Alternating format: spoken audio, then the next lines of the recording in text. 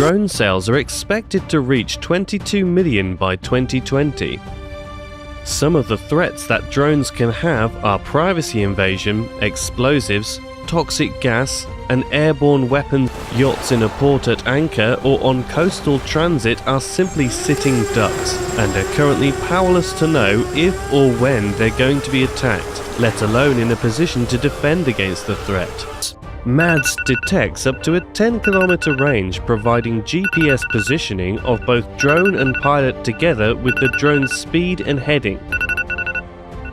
Configurable and escalating stage alarms allow you to assess the threat level in good time. Once a real drone threat has been established, the system enables a 500-meter plus electronic exclusion zone around the yacht. If the drone approaches the exclusion zone, its control signal will be blocked from either the fixed or portable jammer option. This will initiate a fail-safe mode, forcing it to land or return to its operator.